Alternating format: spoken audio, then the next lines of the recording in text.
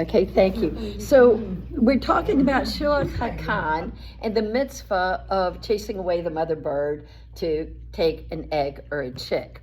And so this book, Tzipor, from Partners in Torah, is from Steven Savitsky. Do you guys, any of you know the name? Yeah, the name is He was like, and I don't quote me on it, but he was like president of the OU for like 15 years or a lifetime or something. Right. Very well-known man. The reason I know who he is because Partners in Torah has a special needs division called Lev Lelev. And if you look at the video of Lev Lelev, you will see me and my daughter Dina Sheva, and you will see Steve Savitsky, who learns with a young man with Down syndrome. So I know what he looks like, and I know who he is because I've seen him on the video, because trust me, I've watched the video more than once. Okay, so Steve Savitsky came up with the idea that this mitzvah is so rare. How can we convert the mitzvah to our everyday life? So the non-Jewish approach to it is an expression called Carpe Diem, which means seize the day.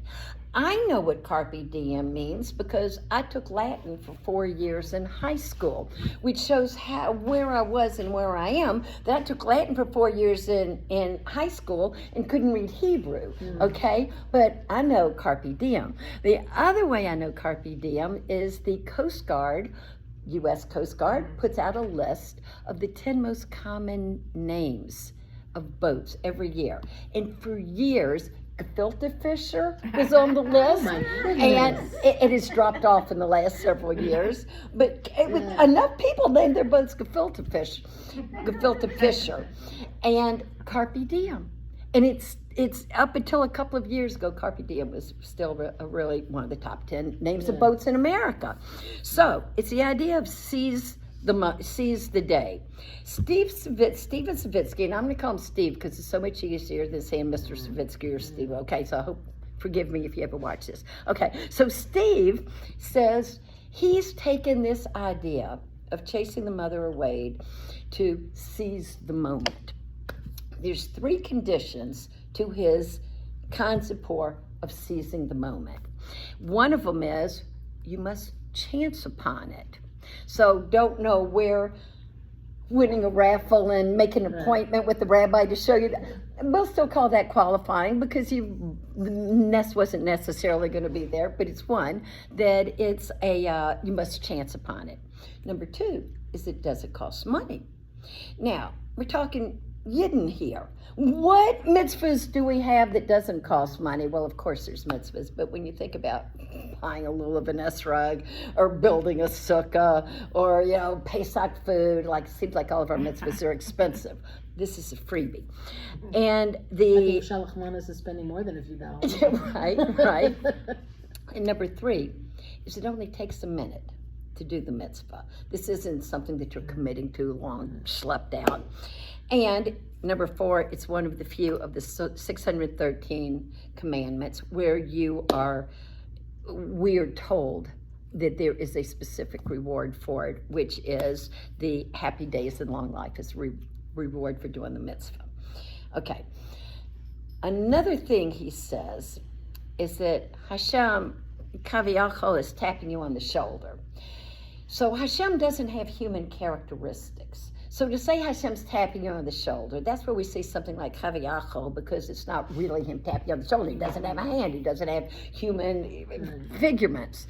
But for anybody that's heard any of my Amunah speeches, and I know a couple of you have, I talk about Hashem tapping you on the shoulder. Like when you're driving and you're late for an appointment and you're looking for a parking spot. You say, I can't believe this traffic. I'm never going to find a spot. And then all of a sudden the car pulls out and you pull in. That's not good luck. That's not like coincidence. That's Hashem is saying, Judy, I'm here. I'm here with you, and I made that happen for you. So when you get those kind of special moments, you realize that's Hashem tapping you on your shoulder, and he's doing you a favor. And make sure you say, thank you, Hashem, thank you for that parking spot. Okay. He presented a different idea. He's talking about this as being not tapping you on the shoulder, I'm here for you. I'm here with you. He's saying, I'm here because I put you here. This is your moment. You were supposed to be here in this spot now for a reason. So pay attention. So that's what he's calling his Tzipor moment. And to qualify for that, which is taking what we said the conditions were for chasing the bird away, the mother bird, to qualify for his qualifications for the Tzipor moment is 1, it's an opportunity that's totally unexpected. 2, Can you talk a little louder? I'm deaf. oh, I'm so sorry. nothing to Yes, do of with course. you. No, we all are. Well, not all of us, chas v'shalom, but there's a lot of us. So thank you for telling me.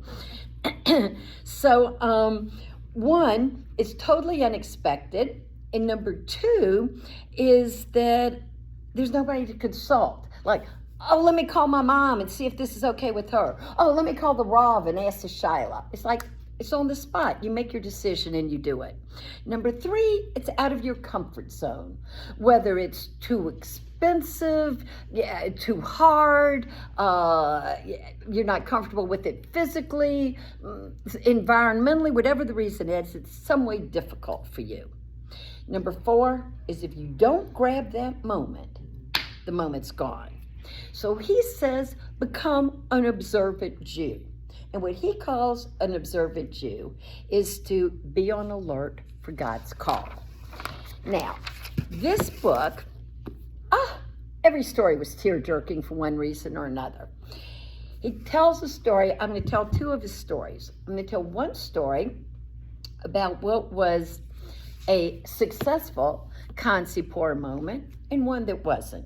So the story that he tells is that he has a non-Jewish business partner and they travel together frequently.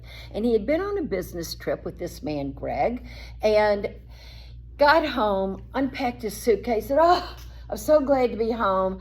I'm unpacked. Now I just need to eat dinner and go to bed. Ring, ring, ring, the phone rings. And it's his business partner, friend Greg. He says, Steve, we got a business trip tomorrow. You have to go to this. I've booked us on an early morning flight to Chicago. He said, no, I'm not going. I'm exhausted. I'm tired of traveling. The business. He said, Steve, if I already booked a ticket for you, trust me, this is a meeting we have to go to. So Steve gets up early in the morning, goes to the airport, and he's waiting at the gate, waiting to board.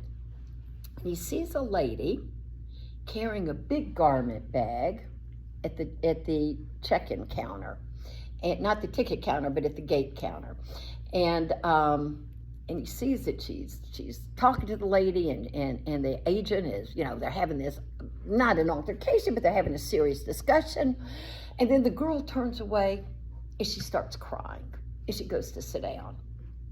And so Steve is looking around. Everybody is on their phone, they're reading their papers, and here's this young girl sitting by herself with this big garment bag on her lap, and she's crying. Steve said, I gotta see what's going on. Goes over to her and he says, excuse me, miss, you look like you're in distress. I really am. And she starts crying harder. He says, well, is there anything I can help you with? No, the ticket agent can't help me. Nobody can help me. He said, and what do you want to tell me the problem? She said, I'm getting married, and this is my wedding gown. And I called the airlines, and I said, I have to bring my gown with me for carry-on. Is that okay? And they said, yes. You can hang it where the pilots hang their coats. Right. And if there's no room there, you can put it in the overhead, no problem. And now this United agent is telling me that there's no room for it, and I don't know what to do. She said, I've got to send it through baggage. And my dress is going to get dirty, it's going to get torn, worse, it's going to get lost. She said, and I'm getting married. I can't chance ruining my dress. I don't know what to do, and I can't take another flight. So Steve says, just a minute. This is my Tzipor moment. Mm-hmm. So he goes to the United gate lady, and he says, excuse me, but I'd like to help this girl out. Her name's Mary. He said, can I help Mary out? She said, there's nothing you can do. He said, well, I have an idea. He said, if there are 3 people sitting in the front row, and they will change seats with Mary, me, and my friend Greg, then the 3 of us can sit in the front row and lay her wedding gown across us. She said, great. but there's a problem. He said, what's the problem? I got to see if those 3 people in the front row will trade seats with you. So she checks with the pastor. She comes back. She says, it's okay with the 3 pilots. Oh, great, we're set. She said, no, I need to check with the pilot. So she goes onto the plane, and she comes back, and she said, the pilot says it's okay. So great. She said, but you have to board last. Oh, no problem. The whole plane boards, and then Greg and Steve and Mary, they get on the plane on the front seat, lay the gown in front of them.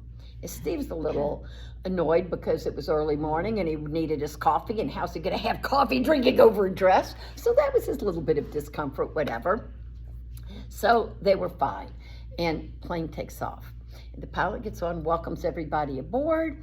He said, and we would like to welcome Mary on board, who is getting married. Would everybody please give her a big congratulations? And and Greg, the non-Jewish partner, when Steve said, listen, we have to do this, he said, I'm wearing a kippah. Everybody knows I'm an Orthodox Jew. That means this is a Kiddush Hashem. He said, so I need you to do this with me, okay? Because, don't fight me on it. I got enough problems. And Greg said, well, if this is something that's going to bring honor to you and your God, I want a kippah too. So Steve reaches in his tallis bag and he gives Greg a kippah. So the pilot is announcing Mary's on board, and congratulations, she's getting married, and Rabbi Greg and Rabbi Steve are on board to help. And so Steve writes in the book that he feels so happy that he got smicha from United Airlines. So flight goes fine, and then when they land, the pilot announces, and we would like for everybody, we're going to have Mary, Greg, and Steve, the rabbis and Mary, leave the plane first. So everybody give a big round of applause and a big congratulations to Mary. So they were thrilled. They're standing there at the entrance of the gateway as everybody's going past, and they wanted to make sure they could thank the 3 passengers. They wanted to be sure they could thank all of the passengers for their support and the applause. And the thing that was interesting, Steve said that there were 7 or 8. He didn't count because he thought it was 1 or 2. So in the end, there were 7 or 8 people that came up to him and said things like, you made me proud to be a Jew today. Or, I know what it means to be a good Jew now. Somebody else who had some religious background said, wow, that was real Kiddush Hashem you did. So Steve was just so pleased that what he did for his Tzipor moment didn't only help Mary, but the whole plane was aware of it, and it even raised the spark of those 7 or 8 Yidden that came up to thank him for it. So those are the stories like that Steve Savitsky is calling his Tzipor moment. And then he tells a story about a lady who's in line at the grocery store. And it's Friday afternoon. Now, she wasn't rushed Erev Shabbos, but it was Friday afternoon. And so she's looking for the shortest line. So she sees a lady standing in line with 2 small children. She's only got a little hand-carry basket, and it's got milk and chicken and a loaf of bread. She said, great, that's the line I'm going in. So she's in line behind a lady, and the lady's checking out, and this lady is looking at her phone, and she's looking at her grocery list, make sure she's got everything, and she's just in her own little world, understandably, no fault there.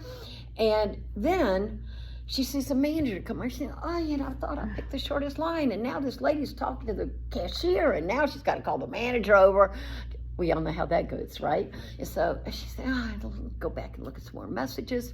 And so then the lady leaves, and she leaves her 3 items on the counter. And so she starts taking her stuff out, putting it out, and the cashier says, oh, I'm so sorry you had to wait. She said, but it was a problem, and I couldn't do anything about it, but this poor lady was there with her children, and she said she was buying the groceries, and here's her food coupons. Aww. And the cashier said, but they're for the 1st of the month.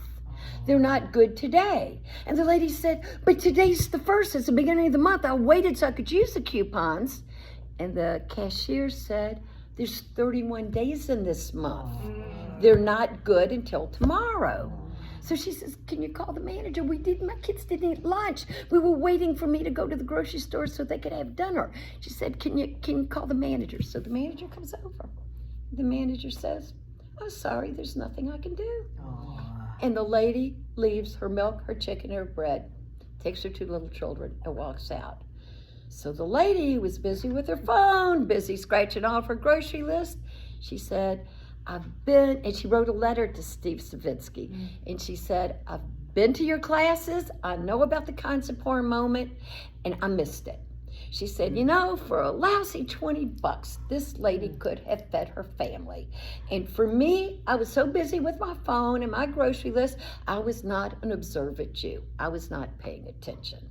And she missed the opportunity. And it was exactly what it was. Lady was gone. It was an opportunity missed, not to be recalled. So it was a reminder for her to look for that moment. Don't miss it. So I was thinking if I've ever had a Tzipor moment, and there is a moment that is so clear to me that's not my moment, but it's a very special moment. So some of you know this story, and it is about a dear friend of mine whose name is Bela Sheva Brenner. Now, when did I mention Bela Sheva? For those of you that heard my introduction, that Rabbi Saunders called me, and he said, I had a lady from Muncie whose name is Bela call me and said, I've got a friend in Glen Eagles, and her friends are, they've passed away, and she hurt her shoulder, and she can't drive anymore, she can't get out as much, and she's looking for somebody to meet her for coffee or something. And I said, Bela from Muncie? I said, by any chance, is that Bela Sheva Brenner? He said, yeah, her name's Bela Sheva. How did you know? So that the rabbi called me, right? And so he asked Bela Sheva. And she doesn't go by Bela. The funny thing is, Bela Sheva is 2 words. So when I first met Bela Sheva, which I'll tell you about in a minute, it was a big joke because my daughter's Dina Sheva, 2 words. And her name is Bela Sheva. And we don't know another one whose middle name is Sheva, but they count it as the first name. So, when the rabbi tells me that yeah, it's Bela Sheva from Muncie, I said, I know Bela Sheva. I said, of course I'll call her friend Lee. And Bela Sheva and Lee have been friends for many, many, many decades. And there's a story about how they met. So it was so b'shert, the connecting dots, that the rabbi, like 2-3 years ago, called me to introduce me to Lee. And what if he called somebody else, right? So it was great that he called me. So when I lived in Hollywood, and I got a phone call one day from Bela Sheva Brenner. And she says, hi, I'm writing an article for Jewish Action magazine, and I'm writing it on Yachad. And I said, I know your name. You're really famous. You're like one of the most famous women Jewish authors that, around. How many women Jewish authors are there, right, for a lot of the publications? Do you know the name? Does anybody have any? Okay, when you read Jewish Action, Ami Mishpacha, she's not writing so much today, but she was a very prolific writer. So she called me and she said, I heard Yachad had a Shabbaton, and I'm writing the article on Yachad. So somebody gave me your name and said I should interview you. I said, well, great. I said, I'm a big Yachad fan because that's the only thing in Dina Sheva's life that's Jewish. So Dina Sheva is now 29 years old. She has Down syndrome. Aww. And living in Hollywood, she had no Jewish life. There wasn't a day school that would take somebody with Down syndrome, so she was in public school. She couldn't go to any of the shul groups at places like Young Israel because for the children's shul groups, she wasn't age appropriate. She belonged like in the kindergarten level, and she was like 12 years old. So she went to shul with me every Shabbos, never invited to bar mitzvah parties, birthday parties. And so the only thing she did was go to shul with me every Shabbos, and she loved learning Parsha. So I used to have girls come over to the house once a week for 30 minutes to review the Parsha with Dina Sheva. But the last girl went to seminary, and I couldn't find a replacement. I had ads in all the show bulletins in Hollywood. Would like to pay a high school girl for 30 minutes a week to learn Parsha with my daughter who has special needs. I said, Bela Sheva, I couldn't get anybody to even respond to the ad for getting paid. I said, so now she doesn't even have Parsha. So the only Jewish thing in her life is the once a month that she goes to a Yachad Sunday program. Bela Sheva says, she doesn't have anybody to learn with? I said, no. She said, I'll do it. I said, no way. She said, of course, if you tell me your daughter wants to learn Parsha and nobody will do it, she said, I'll do it. I did not know the concept of the Tzipor moment. And when I was trying to think, do I know of one like that, Bela Sheva came to mind. So when Bela Sheva started learning on Skype with Dina Sheva, 30 minutes, and if you watch the level, okay, I haven't got there yet. So Dina Sheva started learning with Bela Sheva Parsha, 30 minutes a week. I have a chavrusa in New York who is a very dear friend. Judy knows her. Her name is Miriam Horowitz. And I started learning with Miriam maybe 12 years ago when a friend of mine pushed me to call Partners in Torah. And I got this friend from Shemayim. So we started learning Rav Schwab on prayer. And we learned it for 3.5 years. 1 hour every week without fail. And when we were done, I said, well, what do you want to learn next? And Miriam said, well, it's been so long since we learned Pesuki de Zimri. I forgot what I said. I hate to say it, but me too. So we started again. So we're now on the 3rd time of learning Rav Schwab. And there's so many of these dots that connect, which is why I'm bringing in Rav Schwab, because Miriam is she works with special needs children, and she has 3 daughters who are all special needs teachers. And so when I called Miriam and said, you're not going to believe this story about Bela Sheva, and she's learning Parsha with Dina Sheva. Isn't that great? And so Miriam tells her family. And her daughter Zahava said, that sounds like a project for Partners in Torah. She wrote Rabbi Gewurtz and said, my mother's chavrusa from Partners in Torah has a daughter with special needs, and she wants to learn Parsha. Why doesn't Partners in Torah take this on? It took a few emails to Rabbi Gewurtz, and Rabbi Gewurtz says, we're doing it. And that was how Lev Lelev got started.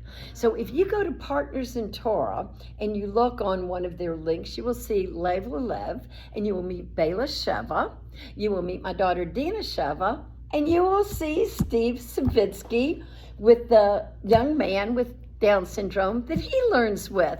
And so it was like all of these dots connecting. So the interesting thing was when I first came up with the idea, I knew I wanted to give Sherem for the new shul, and we are a Torah learning center, which implies classes and learning. So I was thinking, well, what do I want to give a talk on? And then this whole bird thing came up, and it's like all the dots started connecting. So I decided to look for what I could relate to when I came up with the idea of Bela Sheva and her Tzipor moment. I pulled out my article, and the name of it is A Call for Special Needs. And it's a story about Bela Sheva calling to interview me for Yachad, and it ended up being the origin of Partners in Torah's Lev Lelev.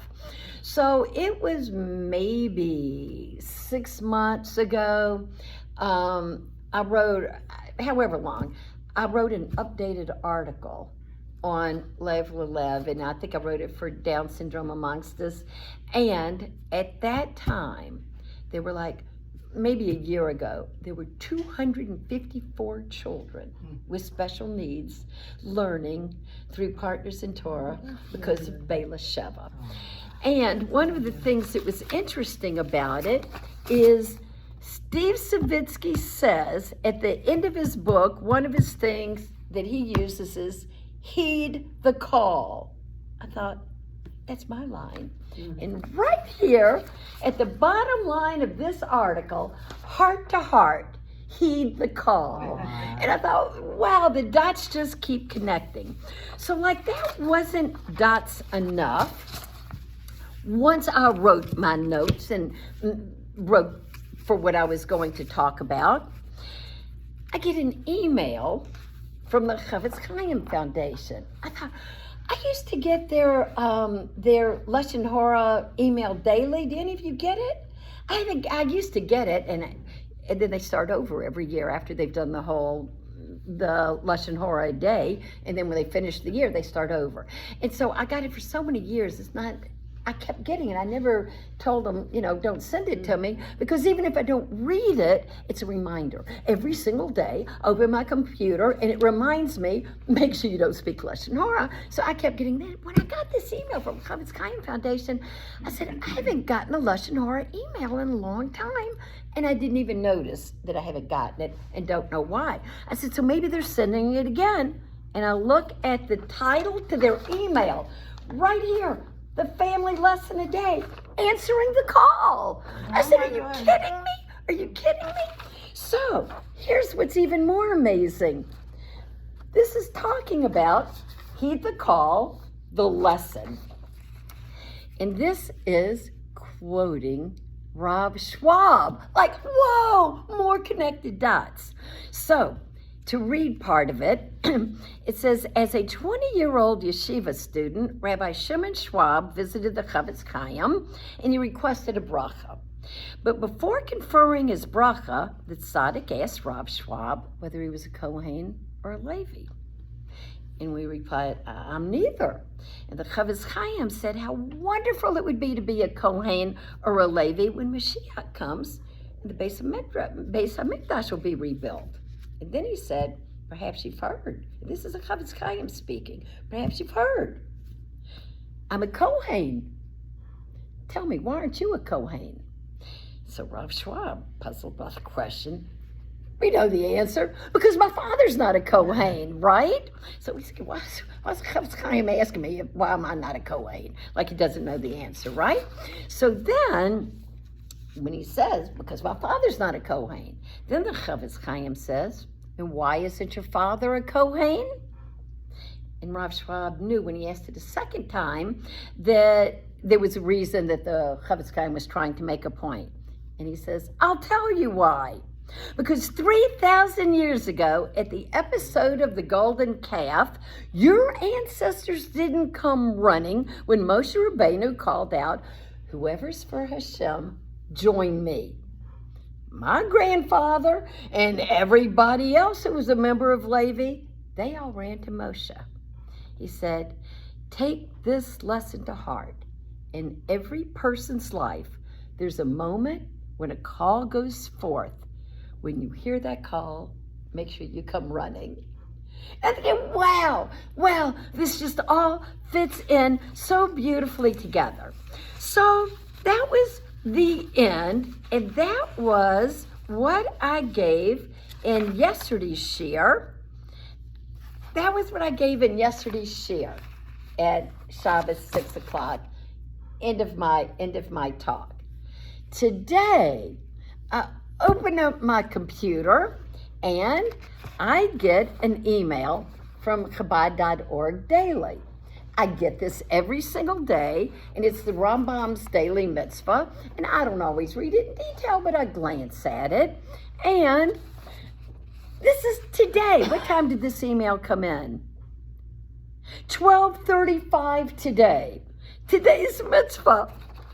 Taking a mother bird together with her young. I said, are you kidding me? Like, wow. So right here, I've got Steve Savitsky, Partners in Torah, Bela Sheva's Tzipor moment, the Chavetz Chaim, and now I've got Chabad. So I don't know where all of these connected dots lead to, but it's a reminder. Be aware when you get the call, be aware when the dots connect.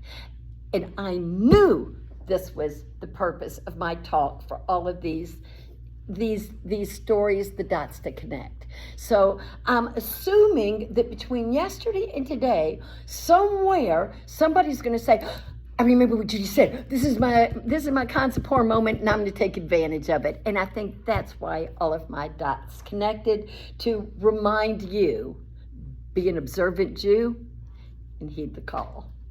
So thank you so much. Thank you all for listening and letting me share my stories. Thanks, Joy. Thanks. It just said the battery's going.